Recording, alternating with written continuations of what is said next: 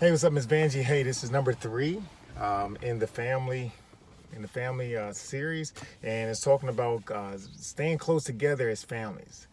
You know, here we go, basically, right? For me, growing up into a family of it was five of us.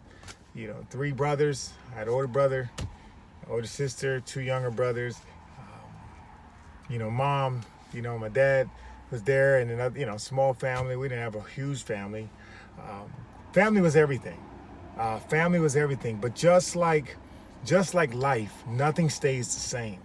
And because nothing stays the same environment we had when we were all young and we were all under our mom's roof would not always stay the same. And so it's the same thing that as we continue to grow and people, my brothers and sisters, we all got older, and then some goes to high school and then others go to college. And next thing you know, you start dividing and you start growing apart. And then you think about when you get older, as you get older, people start now traveling around. They start meeting people. They start working here and there. And next thing you know, you're like, man, you grew up with such a close-knit family. You went through trials and tribulations together. You overcome certain things. You have certain memories. But then you're like, man, what happened to that? And for a lot of people, they can almost feel kind of isolated, or they can almost feel like there's a part of them missing. Because I truly believe that the quality of our life has everything to do with, a lot of times, the quality of our relationships. That relationship you have with yourself, but also the relationship you have with those other significant others, those individuals in your life. And so it's so important to keep your families close together. I think about now when I came to Jacksonville in 1998, when I got drafted. My family, we're from Camden, New Jersey. And it was important, and in Camden, my mom was living in Camden at the time. My brothers and stuff, they were in college. One was, I think, in Michigan, and another one was like up in Connecticut somewhere. I had a sister, in essence, that she was in California, and then she in the Navy, and then she came back to New Jersey. I had another brother that, he was in Alabama, and then he was in Georgia. And so we were all spread apart. And so, before all the smartphones and everything came about, I mean, there was a time where, we hardly got together.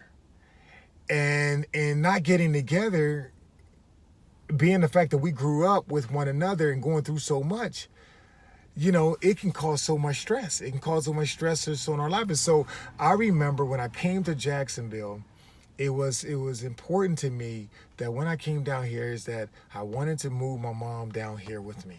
I wanted to basically have her at this stage of our lives, for her to be here. Number one, because I understood the importance of keeping at least if you want to call the patriarch of the family together, making sure she's okay.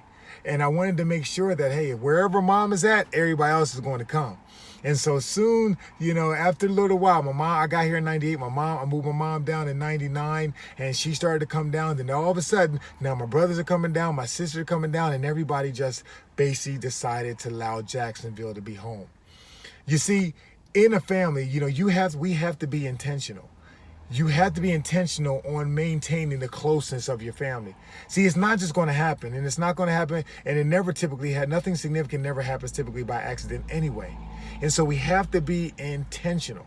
And so I'm going to share a couple of things that I did and a couple of things that I experienced and that I do now to help keep the family together. Understanding right now, I live in Jacksonville. My mom lives here. My older brother Eugene lives in Jacksonville. My sister and her family lives here. My youngest brother Chris lives here. And the only one that doesn't live here is my other brother Antoine. And so my situation is very much like a lot of other people. That means you can be living in the same place, but never really get together. So what do you do to keep yourself close together?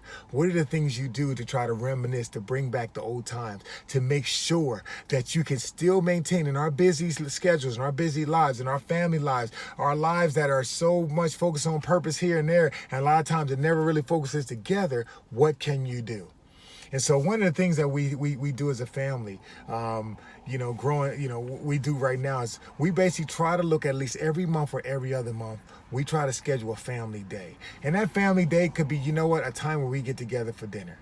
Okay, we get together for dinner. We may go to a place like Top Golf, or we may go bowling, or we may go to the movies, or we just come over somebody's house for dinner. Just coming together, because again, if we're in the same place, then amazing things can happen. But if we never come together, if we're not intentional with coming together, then nothing great can happen. That only can happen when you're together. And what's amazing, I'll never, a couple years ago, my mom went through a very tough time, with health issues, and it's not, as you know, it's nothing like medical issues and emergencies to bring families together. And it was at those moments when we were all coming together, not knowing if my mom was going to live or die because of the severity of her situation, that we realized that, yes, we are busy. Yes, we are effective. Yes, we do got a lot of things going on. But what's important? What's important? And I think a lot of times that we have to ask ourselves, we have to win in families.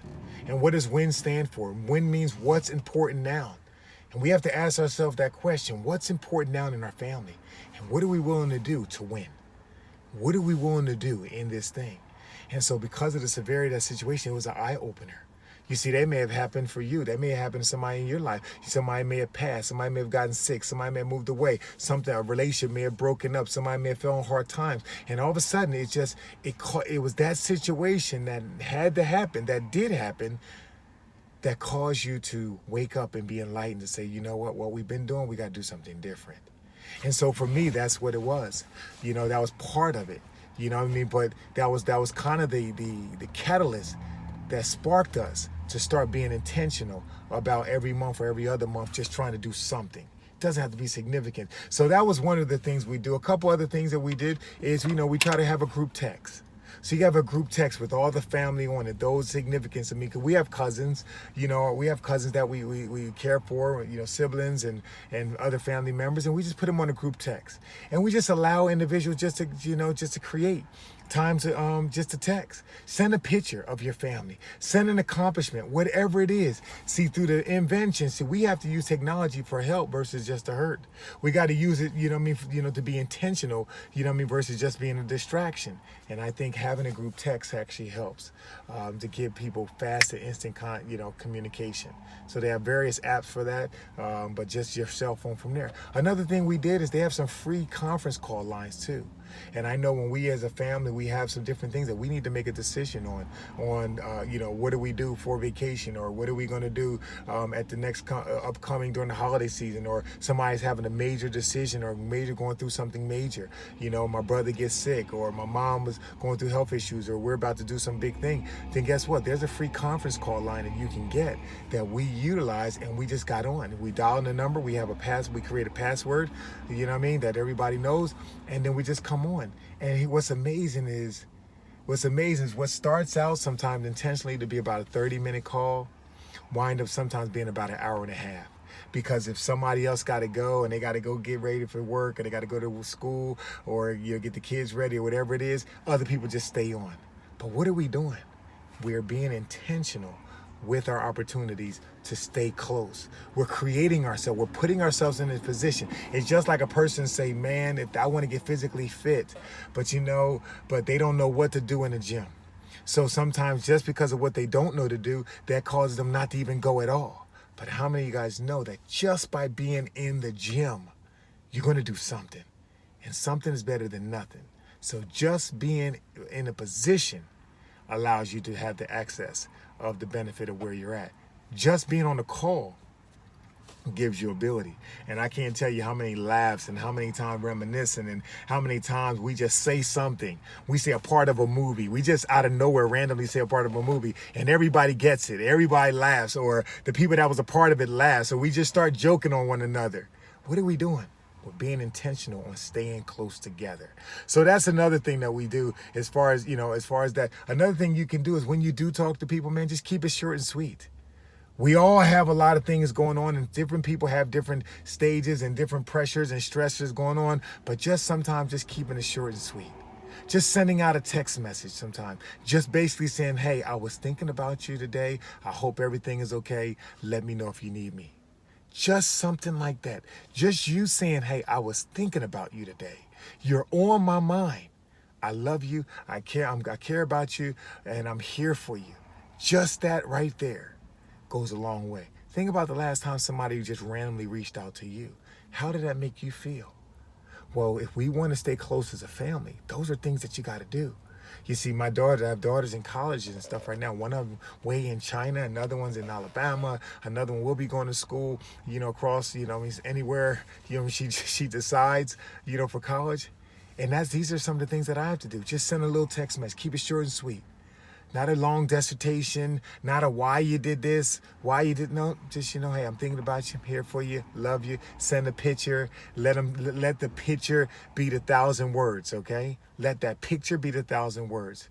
And just like, hey, I'm thinking about you, man. This picture reminded me of you. Hey, I saw this article reminded you, remind me of you. Hey, this movie right here, it's this little fast little part, this funny part, and I just thought about you. But keep it short and sweet, because again, we all have situation. And then sometimes one of the things that I found that really helps families stay together is if when we do more listening than we do just talking. I think by listening, the power of relationships has a lot to do with our ability or inability to listen. And when you listen, sometimes listening, I'm not just saying listening with the audible things, just with the words that they're saying. Because how many times somebody say, hey, how you doing today? And you be like, oh, I'm good. But really, that came out so fast. But that's not really your state of your condition. And so when I'm saying just listen, I'm saying listen, actively listen. Listen for the emotion behind what they're saying. Listen for what you really feel that they're saying. Listen beyond all that. And sometimes in listening, ask the question. Sometimes you got to ask the question more than one time. Sometimes, a person, they know that if they just give the commercial answer, I'm good, they know that if you don't really care about them or you don't have time or that's just a generic thing you do, then they know that you're not going to follow that up. You're not going to follow that up with another question. But if you want to have a family close together, if you want to develop those ties, you got to be intentional. Group text. Keep it short and sweet. Send pictures, send a little snippet of video, something, send a moment. Go through your photo album, take a couple pictures of yourself, or, a couple pictures of the family, and just send it to them. It's amazing how you brought up to their memory. Like, oh man, I remember that time. Schedule a conference call where you all get on the phone. Okay, you get on the phone, you talk about life. You just, hey man, we just gonna spend some time. It's just gonna be us. We ain't got no agenda, or maybe you will have an agenda. Either way, it's up to you. The very fact that you're there is all that matters in the world.